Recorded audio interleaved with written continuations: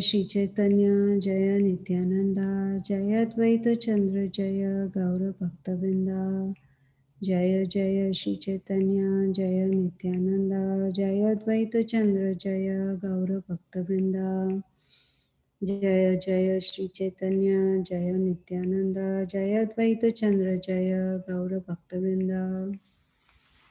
Reading from Sri Chaitanya Charitamrta Adi Lila, Chapter 3, The External Reasons for Lord Chaitanya's Appearance. Text number 1. Sri Chaitanya Prabhum Vande Yat Padashraya Viryataha Sangranatyakara Vratad Agna Siddhanta Sanmanin. Translation by Srila Prabhupada. I offer my respectful obeisances to Sri Chaitanya Mahaprabhu. By the potency of the shelter of his lotus feet, even a fool can collect the valuable jewels of conclusive truth from the minds of the revealed scriptures. Text 2. Jaya Jaya Shri Chaitanya Jaya Nityananda Jaya Advaita Chandra Jaya Gaura Bhaktavinda. Translation. All glories to Lord Chaitanya, all glories to Lord Nityananda, all glories to Advaita Chandra, and all glories to all the devotees of Lord Chaitanya. Text 3. Tritaya Shlokira Artha Kaila Vivarana, Chaturtha Shlokira Artha Shuna Bhaktagana. Translation. I have given the purport of the third verse. Now, O devotees, please listen to the meaning of the fourth with full attention. Text 4. Anarpita charim chirat karunaya vartinaha kalau samarpayutam unatojvala rasam swabhakti shriyam Hari Purata Sundara Dyuti Kadamba Sandiputaha Sada Hridaya Kandare Spurtu Vahashachinandanaha. Translation and purport by Srila Prabhupada. May the Supreme Lord, who is known as the son of Srimati Sachidevi, be transcendently situated in the innermost core of your heart. Resplendent with the radiance of molten gold, he has descended in the age of Kali by his causeless mercy to bestow what no incarnation has ever offered before, the most elevated mellow of devotional service, the mellow of conjugal love. Purport.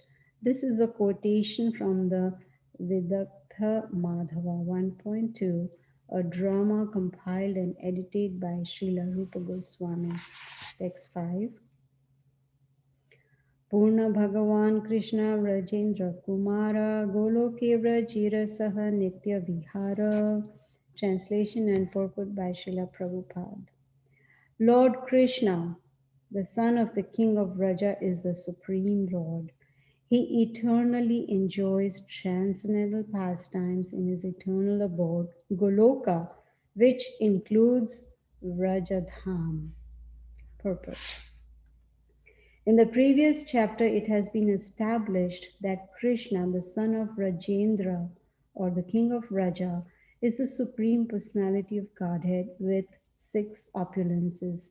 He eternally enjoys transcendentally variegated opulences on his planet, which is known as Goloka. The eternal pastimes of the Lord in the spiritual planet Krishna Loka are called aprakat or unmanifested pastimes because they are beyond the purview of the conditioned souls. Lord Krishna is always present everywhere, but when he is not present before our eyes, he is said to be aprakat or unmanifested. Om Ajnana-timirandasya Jnananjana-shalakaya Chakshurunmilitam Yena Tasmai Shri Gurave Namaha. So we start this new chapter where we see this whole chapter is about the external reasons for Chaitanya Mahaprabhu's appearance on this planet. And in the beginning summary of this chapter, Prabhupada states that Krishna, he came 5,000 years ago as Krishna, the original personality of Godhead.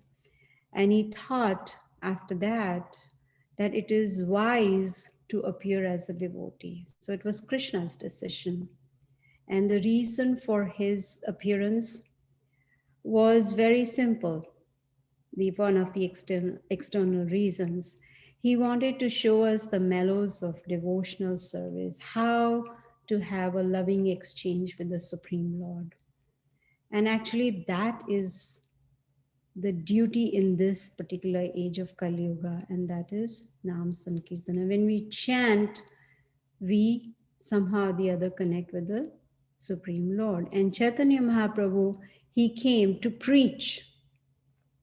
He wanted to show us how to love Krishna. He wanted to give us the simple process because he knew we people in Kali Yuga are very lazy and misguided and unlucky and quarrelsome. So he wanted to give a very simple process. And who can explain the process than Krishna himself, right? He's the one who came about 540 years ago. And only he can explain the confidential loving service to him. No one else could do it. So he came personally as Chaitanya Mahaprabhu. He not only appeared as Chaitanya Mahaprabhu, but he came with his plenary portions, right?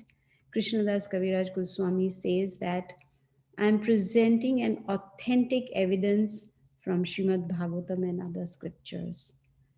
What is that knowledge? That Krishna and Chaitanya Mahaprabhu, they are the same. Supreme Personality of Godhead. There is no difference at all. And Krishnadas Kaviraj Goswami, he says that the bodily symptoms of Chaitanya Mahaprabhu are exactly the same bodily symptoms that are present only in the Supreme Personality of Godhead. So that is another indication that Chaitanya Mahaprabhu is Krishna himself. He is the Supreme Lord. So Chaitanya Mahaprabhu, he came with his personal associates, Lord Nityananda, Advaita Acharya, Gadadhar and Srivas, and also with devotees. He came with his devotees. Why? Just to teach us, just to preach to us the importance of chanting the Mahamantra, Hare Krishna, Krishna Krishna, Hare Hare, Hare Ram, Ram Ram, Hare Hare. And his appearance here in Kali Yuga on this earthly planet is very significant. And not only that, it is confidential, but it was appreciated only by his pure devotees. His pure devotees knew that this is the Supreme Lord himself. He's not just a devotee. He is showing that he is a devotee of the Lord, but in actuality, he is the Supreme Lord himself. And how could they tell? Because by the practice of pure devotional service, they were pure devotees and they could understand. Chaitanya Mahaprabhu, he tried to conceal his identity as a Supreme Lord because his mission was to show us how to become a devotee, what a real devotee should be like, what are the qualifications, what are the qualities of a devotee, how does a devotee behave, what does a devotee chant, how does a devotee look, or whatever. He just tried to show us a perfect devotee. So he tried to conceal his identity. He didn't want to show that he's a Supreme Lord, but the pure devotees recognized him just like that. And of course, the scriptures already foretold his appearance. We already had it in Srimad Bhagavatam, which said that Krishna is going to come in as Chaitanya Mahaprabhu in golden form, right? And Advaita Acharya, we are so very grateful to Advaita Acharya because he is the one who felt compassion for us. He could see that in Kali Yuga, the people in Kali Yuga are going to be very miserable. They need um, some process. They need some mercy of the Supreme Lord, a simple process by which they can, come out of this cycle of birth and death. And Krishna, of course, had already left the earthly planet 5,000 years ago. And after he left, no one was really interested in devotional service to Krishna. They had forgotten. So it was this forgetfulness that made Advaita Acharya to call for Chaitanya Mahaprabhu. He knew that only Chaitanya Mahaprabhu could save us. Only he could enlighten us, and with the help of the simple process of devotional service. So by Advaita Acharya's pleas to the Supreme Lord, he pleaded. He offered the water of the Ganges and tulasi, and he prayed to the Supreme Lord to please, he requested him to please appear in Kali Yuga. And Lord was very satisfied with the prayers of Advaita Acharya, and so the Lord descended with his pure devotees. So this is what this chapter is about, and we will learn about the external reasons for the appearance of Lord Chaitanya Mahaprabhu. And the very first verse, Krishnadas Kaviraj Goswami is offering obeisances. We've already heard that in first and second chapter, how Krishnadas Kaviraj Goswami is again and again offering obeisances. Why? Because offering obeisances is very important. Offering obeisances means offering respect. And we need to offer respect to everybody, every living entity. And if we take shelter at the lotus feet of the Supreme Lord, what will be the result? In the first verse, it says, even a fool can understand the absolute truth from the scriptures. Even a fool. And basically, trying to say that people in general are foolish in this Kali Yuga, right? What did Chaitanya Mahaprabhu say when he was asked, why don't you, read the scriptures and, talk about the scriptures, and, you are a Pandit, Sanskrit scholar. Chaitanya Mahaprabhu said, no, my spiritual master told me I am a fool and I should only chant the Maha Mantra.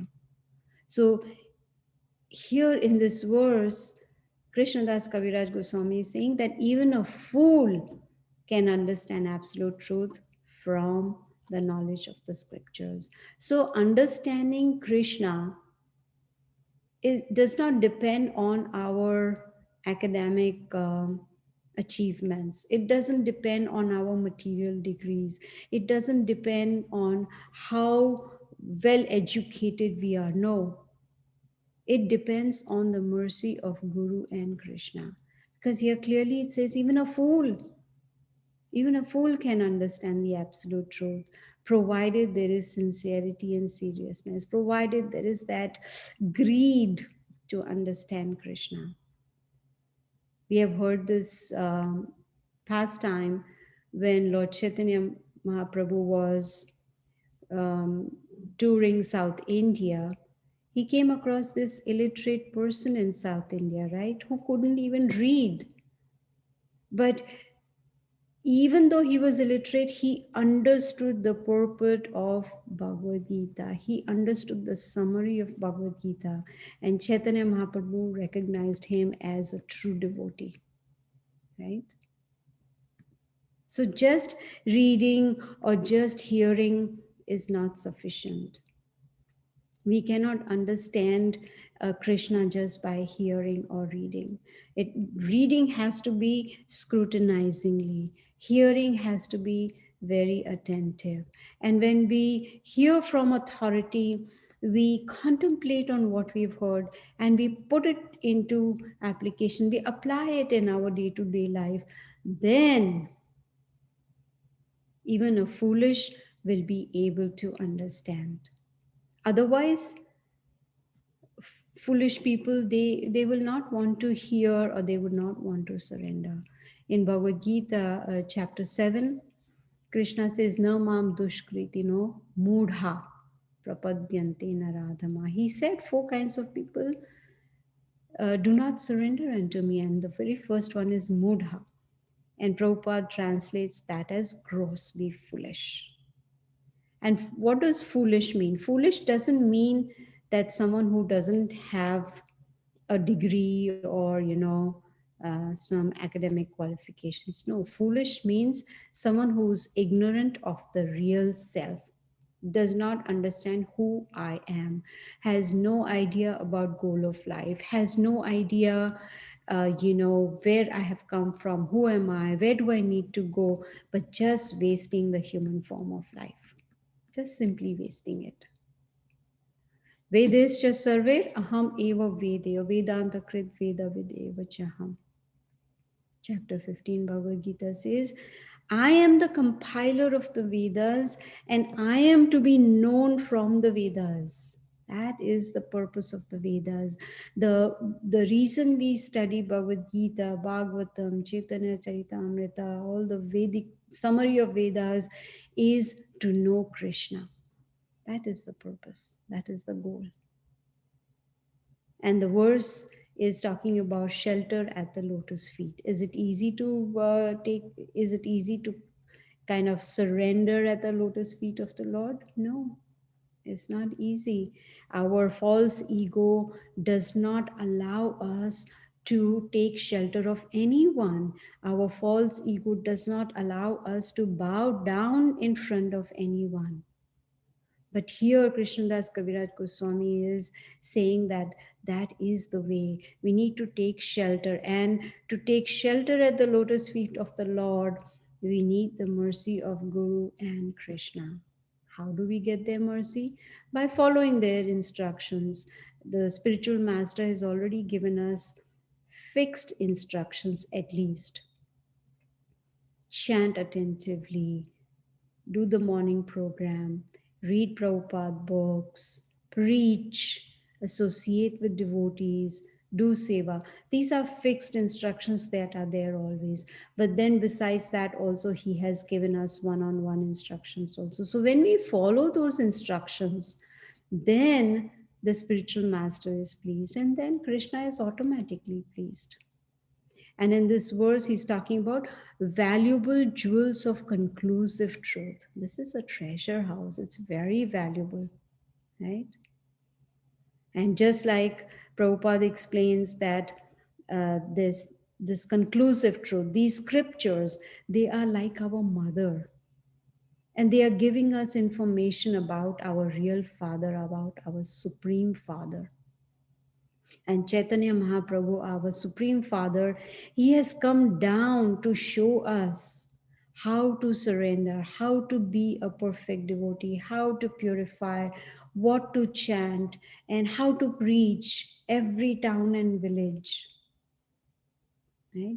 So this is the purport of this very first verse. Now let's go to verse number 2. It is this this verse is actually what we chant before we recite Chaitanya Charitamrta, right? And also, excuse me, we also chant Sri Krishna Chaitanya Prabhu Nityananda Jai Advaita Gadadhar Shivasadi Gaur Bhaktivinoda. We chant this before every round. Before we chant the Maha Mantra, every round we chant this mantra. We are glorifying and we are taking shelter of the Panchatattva, right? Chaitanya Mahaprabhu, Lord Nityananda, Advaita Acharya, Gadadhar, and Srivas. We are taking praying to them. Why do we chant this mantra before each round? Because we are praying to them to please help us to chant attentively, and also to please pardon our offenses. One of the offense is inattentiveness. So we are praying to them. Now, just because we are praying to them before each round doesn't mean, oh, we have prayed, we have asked for pardon, so it's okay not to be attentive while chanting. No, we are offering our respects to them and begging them to help us to chant attentively and to avoid offenses while chanting. And we need to keep progressing. And unless and until the chanting is attentive, there will be no progress. There are 3 stages of chanting, right? Namaprad, Namabhas, and Shuddhanam. If we are on the stage of Namaprad, then it is time for us to move to Namabhas, where we are conscious of our chanting, where we are conscious that we are not being inattentive, that we are paying attention to our chanting, whatever we are chanting, the sound vibrations we are hearing, and we are attentive. Then we will be able to come to the next final stage, which is Shuddhanam, pure chanting. Right? And in this verse, it's talking about glorification, glorifying devotees also, right? Gaura Bhakta Vrinda. To glorify devotees, we need humility. And how does Prabhupada define humility? He says, humility means one must not be anxious to have the satisfaction of being honored by others. That is humility. So we must chant with humility. And when we chant attentive, humility is automatic because there is purification. Anarthas are being removed from the heart, right? So this is what is the purport of verse 2. Let's go to verse number 3. Once again, Krishnadas Kaviraj Goswami is reminding us to be attentive.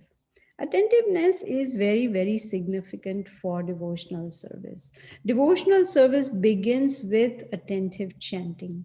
Without attention, when we are chanting, it is just lip service. You know, the lips are just moving and it's ear service. The ears are just hearing, but they are not listening, right? Hearing and listening. Hearing from here out.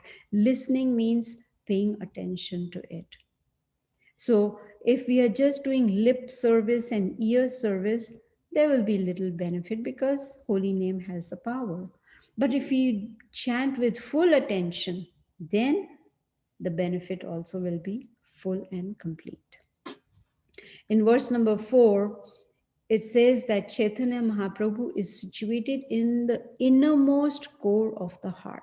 Innermost. And we have already learned in Bhagavad Gita, right? Hridesha Arjuna Tishtati. Krishna tells Arjuna, I'm there in the heart. Sarvasecham Hridi Sanivishto, in Hridaya, in the heart. He's there. And here this verse number 4 is saying, he is situated in the innermost core of the heart. And what is his form like? Molten gold. That reminds us of Srimati Radharani, molten gold. And he has descended in this age by his own mercy. No one has forced him to come. He does everything only when he wants to. It is his will. No one can force him to appear. He comes by his own will, by his own mercy. And why has he come? To bestow love of Krishna for us. To show us how to love Krishna. No one else has done that before. Krishnadas Kaviraj Goswami and Prabhupada, they are mentioning, no one else has done that before. To come down as a devotee to show us how to love Krishna. And he's given us the most elevated mellow of devotional service in conjugal love, right? Chaitanya Mahaprabhu, he gave us that information, that knowledge, but he also gave us Shikshastakam, right? The 8 prayers. He also gave us knowledge about how to avoid offenses while chanting, because otherwise it'll be like a mad elephant who will destroy the garden of our devotional life. He even taught us about the Bhakti Lata Beach, right? Brahmana Brahmite Kona Bhagyava Jeev, Guru Krishna Prasade Pai Bhakti Lata Beach. And it is explained that when that Bhakti Lata Beach is given to us, it is sowed in our heart, then we need to water it by attentive chanting. Hare Krishna, Krishna Krishna, Hare Hare, Hare Ram, Ram Ram, Hare Hare. When we do that, then that is the watering process for that beach. And then that beach will start growing into a plant, a beautiful plant. And we need to protect it by putting a fence, and that is the association of the devotees. And we need to remove the weeds, which are the anarthas. So there is a lot of work we need to do, in our spiritual path. And all these instructions, when we follow, it'll take us to love of Krishna, prema, Krishna prema. Krishna prema is the last stage. If you remember, Rupa Goswami says, Adau Shraddha, Tatha Sadhu Sangha, Bhajana Kriya. He says that first is Shraddha, faith. Then there is Sadhu Sangha, we associate with devotees. Then there is Bhajana Kriya, we start practicing devotional service. And that leads to Anartha Nivriti, where all the Anarthas, they start coming out of the heart. And that leads to Nishtha, which is firm faith. That leads to Ruchi, when we get taste for Krishna Prema. And that leads to Ashakti, which is attachment to the holy name. And then to Bhava, which is emotions of devotion. And finally, Prema, which is love for Krishna. This is the process. Chaitanya Mahaprabhu has given us such a simple process. All he says is chant and be happy. But chant attentively, because just chanting is good, but it is not good enough. Otherwise, it's just lip service. What is the difficulty? Mind is the difficulty, right? Mind is the problem. Mind is pulling us down. Mind tells us, oh no, right now I'm not in a mood to chant. Oh no, this is very tough.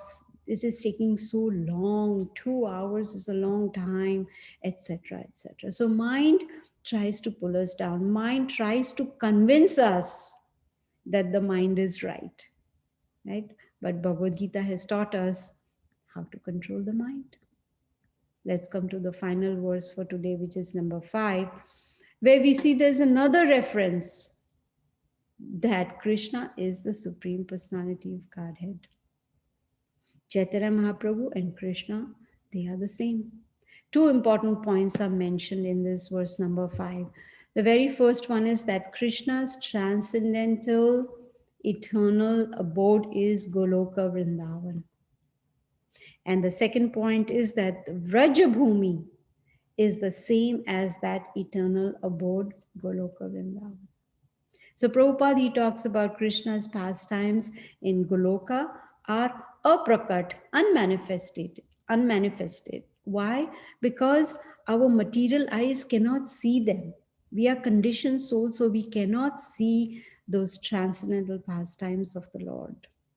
So for us, it is aprakat. They are beyond our conception.